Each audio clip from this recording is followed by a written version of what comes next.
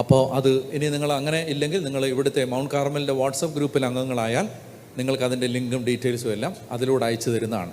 അതുകൊണ്ട് പ്രത്യേകം ശ്രദ്ധിക്കുക, നിങ്ങളെല്ലാം അതിൽ പങ്കെടുക്കണം.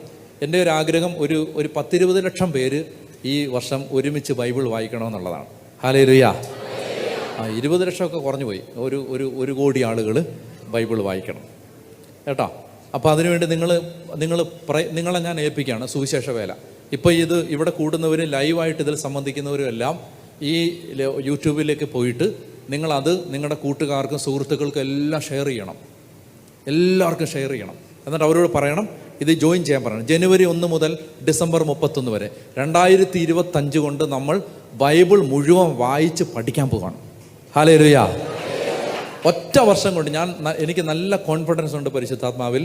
അതായത് ഈ ഒരു പ്രോഗ്രാമിൽ നിങ്ങൾ മുടങ്ങാതെ പങ്കെടുത്താൽ, നിങ്ങൾ ഒരു ദിവസം 30 മിനിറ്റ് ചിലവാക്കിയാൽ നിങ്ങൾക്ക് 2025 ആകുമ്പോഴേക്കും ബൈബിള് മുഴുവൻ സാമാന്യം നന്നായി മനസ്സിലാക്കാൻ പറ്റും. അത് ഞാൻ ഉറപ്പ് തരികയാണ്. 30 മിനിറ്റ്. ഇനി നിങ്ങൾ കുത്തിയിരുന്ന് വായിക്കണ്ട, കേട്ടാൽ മതി. വായിക്കുന്ന മുഴുവൻ ഞാനാണ്. നിങ്ങൾ എന്ത് ചെയ്താൽ മതി? കേട്ടാൽ മതി. അതായത് ഒരു 30 മിനിറ്റ്.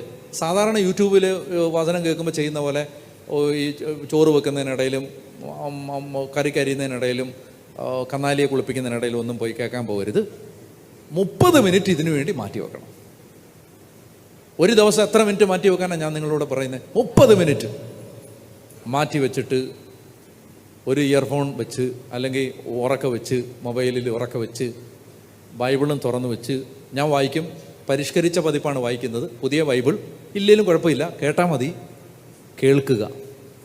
ബൈബിൾ ആത്യന്തികമായിട്ട് വായിക്കാനുള്ളതല്ല, പിന്നെ കേൾക്കാനുള്ളതാണ്. ദൈവം ഉച്ചരിച്ച വചനങ്ങൾ വായിക്കാനുള്ളതല്ല സത്യത്തിൽ, പിന്നെ എന്തിനുള്ളതാണ്? കേൾക്കാനുള്ളതാണ്. അപ്പോൾ അതുകൊണ്ട് കേൾക്കുക. കേട്ട് അപ്പോൾ ഒരു 10-15 മിനിറ്റ് കൊണ്ട് ബൈബിൾ വായിക്കും. ഒരു 2, 3, 4 അധ്യായം ഒരു ദിവസം വായിക്കും. അതിനുശേഷം പ്രാർത്ഥിക്കും. അതിനുശേഷം എന്താ വായിച്ചതെന്ന് പറഞ്ഞു തരും. പോരെ? അതുപോരെ? അത് കൂടുതൽ എന്താ വേണ്ടേ? ഒരു 30 മിനിറ്റ് കൊണ്ട് വായിച്ചത് മനസ്സിലാവും. അത് കഴിഞ്ഞിട്ട് നാളെ എന്നാ വായിക്കാൻ പോകണമെന്ന് പറയും.